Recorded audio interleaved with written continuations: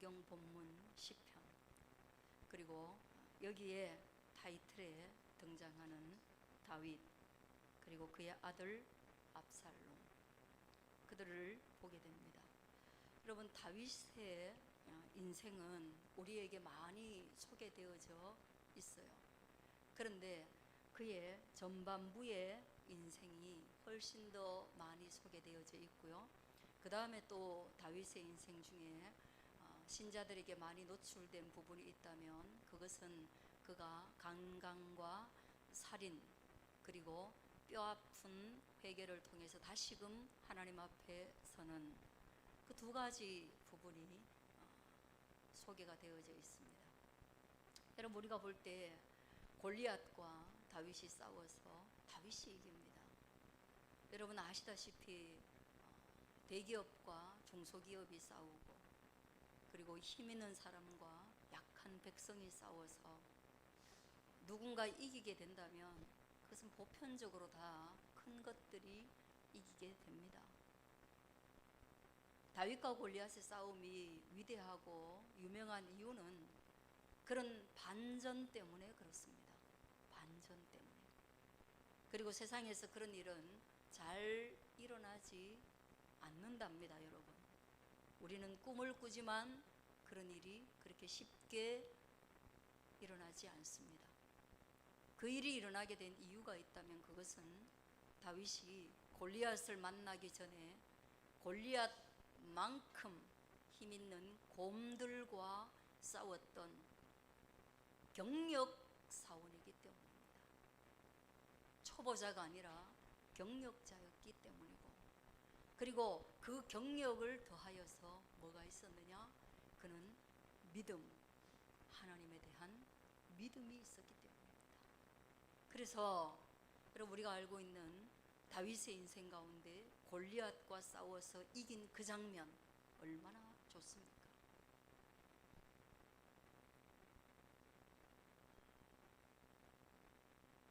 그 다음에 우리가 충격을 받는 것은 뭡니까? 그랬던 다윗이 어떻게 하나님을 배신하고 하나님의 정의를 배신하고 자기 자신이 대단한 약자였음에도 불구하고 말제 아들로서 왕이 될 수 없는 자리에서 하나님의 은총을 입어 왕이 되었음에도 불구하고 어떻게 약자를 무시하는 삶을 살았는지 모릅니다. 신하의 아내를 탐하고 그 아내를 취하고 그것을 은폐하기 위해서 신하를 적진에 보내서 전사하게 하는 철저히 골리앗과 같은 행동을 했거든요.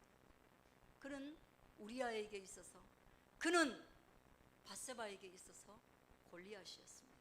그런데 그는 져야만 했는데 지지 않았습니다. 그 모든 것은 은폐되었고 백성들은 그의 죄를 알지 못합니다. 권력이 이겼습니다. 그때 굉장한 충격을 받죠. 그리고 하나님의 사람이 가서 그 죄를 들추어낼 때까지 그는 거기에 대해서 함구하고 마치 아무 일도 없었던 것처럼 모로새로 일관하는, 오늘날 정치인들과 똑같은 모양을 하고 있는 거죠. 이게 우리에게 잘 알려진 다윗의 모습이에요. 그리고 그런 다윗이 하나님이 가서 너 이런 일을 왜 했냐?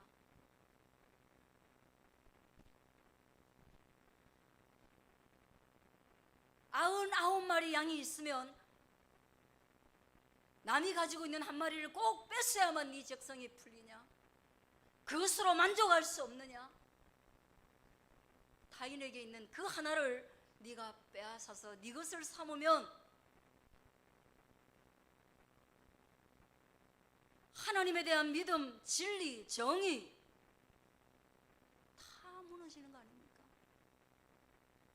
그럴 때 다윗은 그 자리에서 꼬꾸라져서 회개하고 자복하고 눈물을 흘리고 하나님께 자기의 인생이 잘못되었음을 고백하게 됩니다. 그래서 그 고백이 왕으로서 왕으로서 그런 고백조차도 어렵기 때문에 하나님은 그 고백을 어여삐 보신 거예요. 이게 우리에게 알려진 다윗의 모습인데, 오늘 이 시편을 쓴 다윗은요, 또 다른 우리가 잘 알지 못하는 부분의 한 다윗의 인생을 보여줍니다. 첫 번째 보면요, 여호와여 나의 대적이 어찌 그리 많은지요. 일어나 나를 치는 자가 많으니이다. 하나님께 자기의 인생을 하소연합니다. 내 대적이 왜 이렇게 많습니까? 왜 모두가 나를 잡아먹지 못해서 안달입니까? 왜 모두가 다 나를 치려고 합니까? 사람들 속에 나는 누구이며, 그리고 나를 바라보고 있는 저 사람들은 누구입니까? 그렇게 질문하는 거예요. 그 많은 적들 중에 우리가 상상할 수도 없는 적이 하나 있는데, 그건 바로 압살롬이라는 다윗의 아들이 오늘 그 아버지를 죽이려고 하는 하나의 적으로 등장하고 있는 거예요. 기막힌 노릇 아니에요? 다윗은요,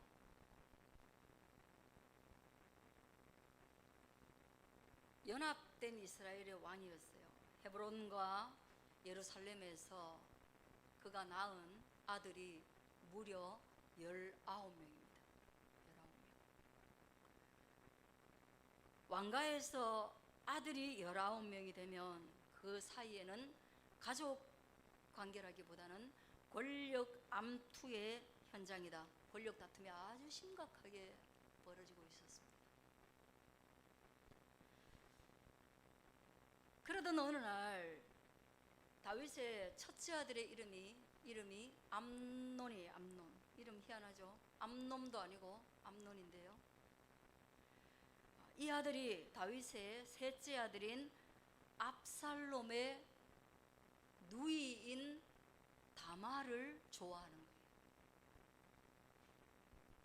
거예요. 좋아하니까 강간을 하는 사건이 벌어지게 되고, 이 셋째 아들이 자기 형 첫째 아들에 대한 굉장한 분노의 마음을 품게 됩니다. 미워하게 되죠.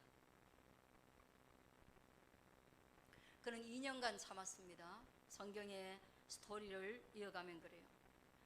그리고 2년 뒤에 그는 의도적으로 자기가 잔치를 배설하고 난 뒤에 자기의 모든 형제들을 초대합니다.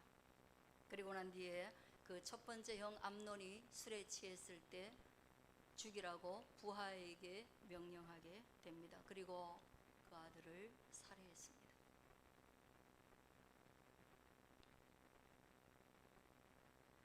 이 이야기를 들은 다윗의 마음이 어떠했을까? 그것이 다윗에게 보고가 되자마자 압살롬은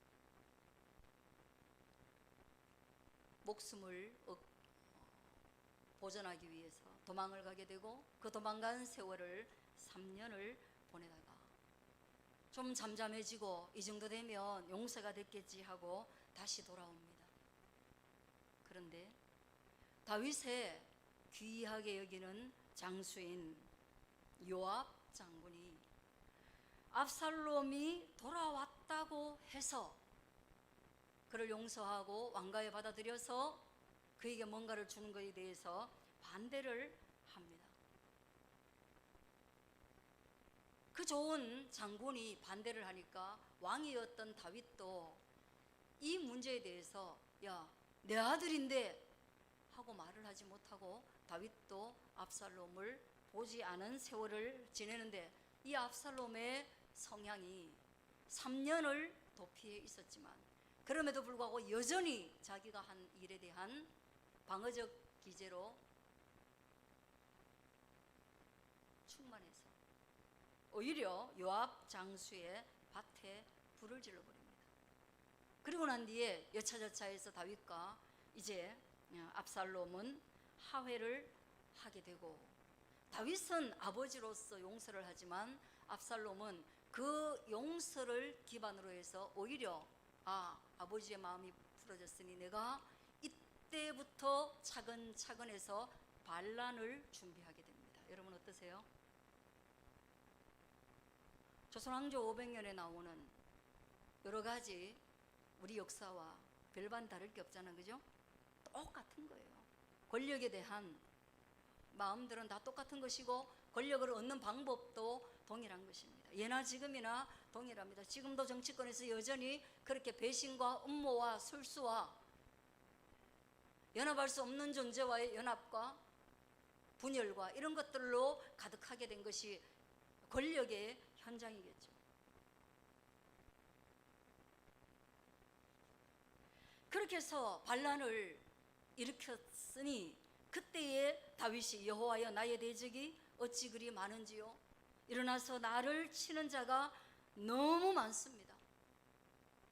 여복하면 내 삶의 스토리를 아는 많은 사람들이 나를 대적하여 말하기를, 자기에게 적대적으로 말하기를, 너는 하나님을 믿고 하나님에 의하여서 기름을 받았지만 그러나 그 하나님께서 너를 구원하지 못한다라고 단정적으로 내 믿음을 비웃고 있습니다. 아니, 내 믿음을 넘어서 하나님을 비웃고 있습니다. 이렇게 시로 고백하는 거예요. 여러분, 이 부분을 보면 우리는 그런 걸 생각합니다. 다윗이 자기 자신을 비난하는 것보다 더 분노하는 게 뭐였냐? 그거는 하나님을 비방하는 것을 참지 못했던 게 다윗이에요. 왜? 골리앗과 싸울 때도 그는 싸울 마음이 없었습니다. 그는 거기에서 골리앗과 같이 대적해가지고 붙을 마음이 없었는데 왜 싸우게 되느냐? 동기가 그겁니다. 골리앗이 너희의 하나님이 어딨냐? 너희의 하나님이 골리앗이 무서워서 내가 무서워서 피했냐? 숨었냐? 자냐? 너희가 섬기는 하나님은 도대체 뭐하냐? 그렇게 비난했을 때 어린 다윗의 마음속에서 분노가 들끓었는데 그 분노는 뭐냐? 인간적 분노, 그런 것이 아니라, 인간의 분노가 아니라 의로운 분노였던 하나님을 향한 의분이 일어나서 그가 다윗과 내가 붙어서 싸우겠다라고 전장에 뛰어든 겁니다. 그러니 여기서도 다윗을 욕하는 것처럼 보이지만 사람들은 누구를 실상 욕하고 있느냐? 하나님을 욕하고 있는 겁니다. 여러분, 우리 예수 믿는 사람이 욕을 들을 때, 예수 믿는 사람들의 모임인 교회가 욕을 들을 때 실상 세상의 사람들은 우리의 공동체나 우리 무리를 욕하는 게 아니에요. 왜? 인간이 그런지 다 알고 있어요. 어떤 단체도 인간이 모여있는 모든 단체는 연약할 수밖에 없고 거기에 수준, 도덕적 수준은 천차만별이고 그러므로 그 안에서 어떤 사건도 일어나지 않는다는 것은 불가능합니다. 그러나 그렇게 부여잡고 욕을 하는 이유는 우리가 믿고 있는 하나님을 욕보이고 있는 거예요. 이해하시겠습니까?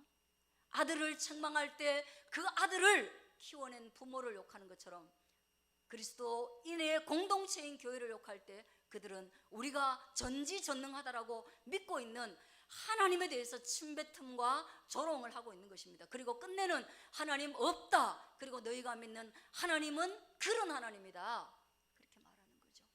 다윗은 여기에서 아파하는 거예요. 여러분, 우리 믿음 속에 교회가 욕먹는 거, 그리스도인이 욕먹는 거, 아니 나는 뭐 괜찮아, 내가 욕 안 먹으면 되니까, 그게 아니라 우리는 조금 그런 거에 대해서는 조금 생각해 봐야 됩니다. 내가 그리스도와 한 몸이고 내가 그리스도와 함께 살고 내 안에 그리스도께서 계시는데 그게 욕먹어도 괜찮고 나만 손해 안 보면 되고 그런 것이 아니라 주 예수 그리스도와 하나님이 영광을 얻지 못하고 비방을 얻는 상황을 우리가 공감하고 거기에 분노하고 그래서 하나님 이 땅에 임하소서, 우리를 악에서 구하소서, 하나님의 이름이 비방받는 이 세계를 하나님의 사람들을 인하여서 영광스러운 세상으로 만들어 주옵소서라고 말할 수 있기를 저는 간절히 바라는 거예요. 그런 공감대가 있기를 바라는 거예요.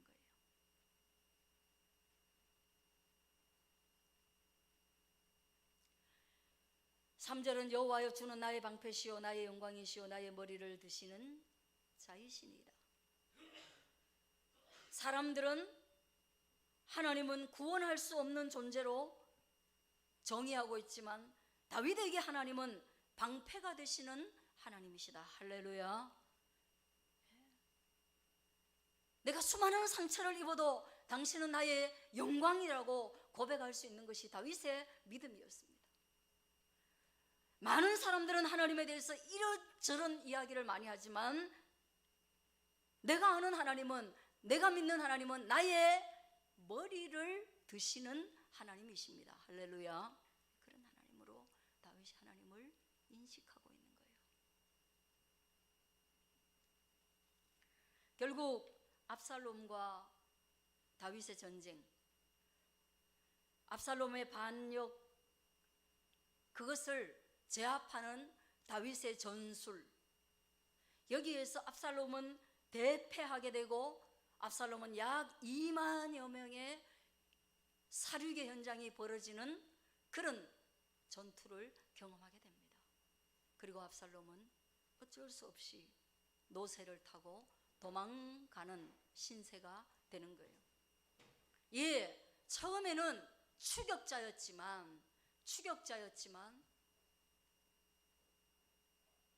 하나님 없이 추격하는 압살롬과 그 상황 속에서도 하나님 앞에 기도하며 하나님의 영광을 위하여 나아가는 다윗의 전투의 결말은 끝내는 추격자와 도망자가 바뀌는 현상이 일어나게 되는 거예요. 노새를 타고 도망을 갑니다. 그리고 도망가다가 다윗의 부하들과 딱 마주치는데 그 노새가 큰 상수리 나무 아래로 싹 들어가는데, 여러분 아시다시피 이스라엘은 약간 건조해서 나무들이 그냥 가시, 엉겅퀴, 떨기나무 이런 종류가 많은 거예요. 광야에 물 많은 데는 그런 게 없죠.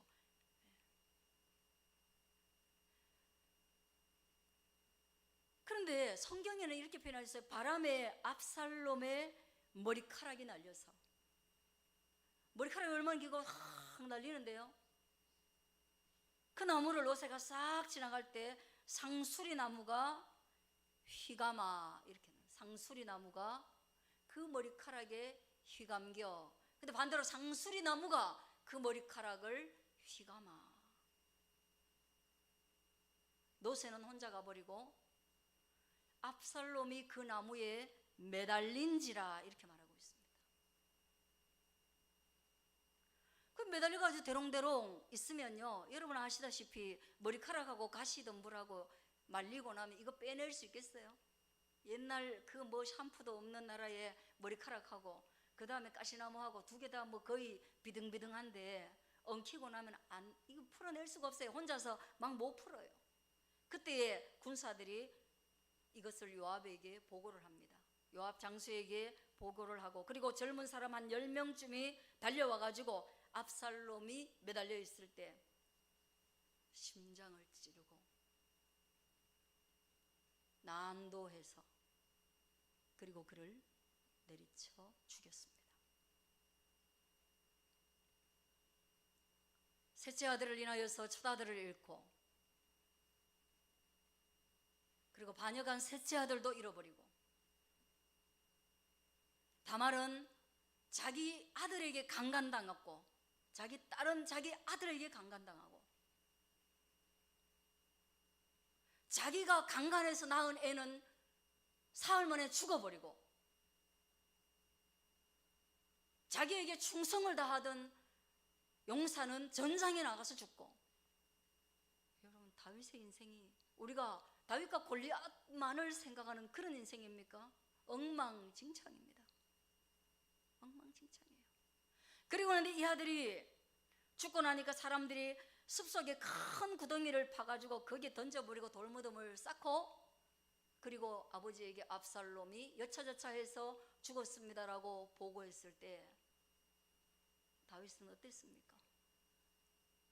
압살롬아, 압살롬아, 내 아들 압살롬아 하고 그는 통곡을 했습니다.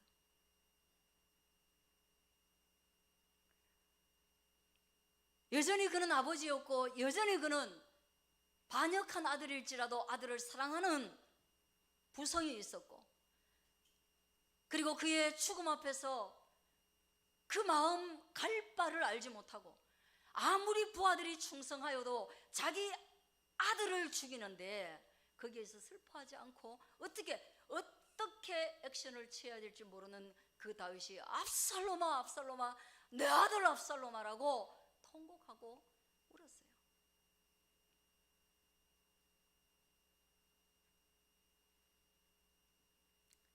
그리고 압살롬과 함께 반역을 일으켰던 모든 사람들은 흩어져 제 집으로 돌아갔다고 성경이 기록을 합니다. 여러분, 다윗의 마음을 상상하면 구술이 어렵습니다. 어린 시절 목동일 때가 좋았을 것 같습니다. 정치권에 들어가기 전이 훨씬 좋았을 것 같습니다. 왕이 되기 전에 그의 인생이 훨씬 더 아름다웠을 것 같습니다. 그러나 그렇게 되고, 그리고 많은 시련이 그를 괴롭혔지만 그는 자신의 머리를 드시는 여호와 앞에 내가 나의 목소리로 여호와께 부르짖으니, 내가 나의 목소리로 여호와께 부르짖으니, 고통 가운데 부르짖으니, 아픔 가운데 부르짖으니, 환난 가운데 부르짖으니, 인간이 알 수 없는 수많은 사건이 인생 속에서 벌어지고 자기의 아들들을 잃어버리고 장수를 잃어버리고 충신을 잃어버리고 그리고 하나님 앞에 씻을 수 없는 죄를 짓고 어떻게 살아야 할지 방황하는 그 가운데, 그럼에도 불구하고 여호와께 부르짖으니, 따라하겠습니다. 그는 성산에서 응답하시도다. 예, 그렇게 부르짖을 때 주님이 성산에서, 거룩한 산 시온에서 인간을 향하여, 그런 갈 길을 찾지 못하는 인간, 통증 속의 인간, 그런 인간을 향하여서 응답하심으로 여전히 나타나시는 하나님으로 기록하고 있습니다. 저는 이것이 저와 여러분 우리의 마음에 임재케 되기를 주의 이름으로 간절히 축원드립니다. 그게 우리 계산입니다. 여러분 어떻게 생각하세요? 어떻게 생각하세요? 여러분 계산에는 예수님 믿으면 골리앗이 내 앞에 나타나도 삼성하고 나하고 기술적으로 싸워. 이 다윗도 골리앗을 이겼는데 뭐 삼성하고 싸워보지 뭐.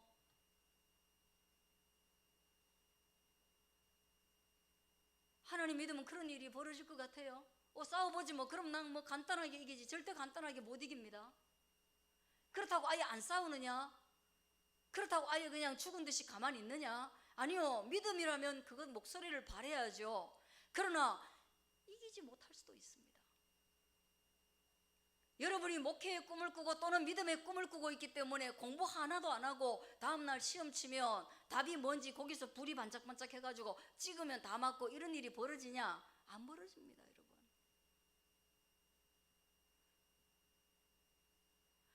여러분이 믿음이 있고 나는 하나님을 사랑하기 때문에 내가 투자하는 것마다 다 막 10배 오르고 20배 오르고, 내가 집을 사면 다음날 거기에 막 뭐가 들어서고 이런 일 없습니다. 여러분 어떻게 계산하십니까? 믿음을 어떻게 계산하십니까? 교회는 무슨 일이 벌어질 것 같아요? 제자로 살아간다는 것, 믿음으로 살아간다는 것은 이 모든 계산이 딱 맞아 떨어질 때도 있지만 거의 맞아 떨어지지 않을 때가 많습니다. 그러므로 성경은 이렇게 얘기합니다. 너희가 망대를 세울 때, 너희가 예수를 믿을 때 계산 똑바로 해라. 다윗의 인생에서 골리앗과 싸워서 이기는 그것만 네 계산에 넣으면 안 된다. 계산 똑바로 해라. 너희가 죄를 숨기고 은밀한 가운데 있을 때 선지자가 가서 찾아가 버리는 그 계산 네 속에 넣으란 말이에요. 너 잘못했을 때 절대로 용서하지 않고 너희 집에서 칼이 떠나지 않게 하리라는 그 예언의 말씀이 첫째 아들 죽이고 둘째 아들 죽이고 반란이 거듭해서 일어나는 그 강간 사건 하나 때문에 용서하지 않는 하나님이 하신 그 말씀이 일어나는 거, 그거 계산에 넣으라는 거예요. 너 죄 짓는다고 바로 용서될 것 같아? 그 죄의 대가를 다 지불해야 될걸? 계산에 넣으라는 거예요. 때로는 네 아들이 죽어도 그냥 믿음의 길을 가야 할걸? 그런 것입니다. 요압 장수와 자기 아들 중에 누가 더 귀합니까? 아무리 나라가 있어도 저는 아들이 더 귀할 것 같은데요. 장수는 또다시 길러내면 되지만 아들은 그렇지 않잖아요. 어떻게든 요압을 어떻게 해서 아들을 살려야 되지 않겠습니까? 그러나 그래서 예수의 십자가를 지고 간다는 건 때로는 네 자신을 부인해야 되고 너의 친척 그 아비와 본토를 떠나야 될 때도 있고 때로는 네 부모를 미워해야 될 때도 있고 너의 형제를 버려야 될 때도 있다고 마태복음에서 그리고 또 마가복음에서 말하고 있는 겁니다. 다 미워해야 될 때가 있다. 왜? 믿음의 계산은 그런 거라는 거예요. 너희가 믿는 그 믿음을 계산하면 그런 거라는 거예요. 그러나 또 깊은 계산 하나 있다. 그건 뭐냐?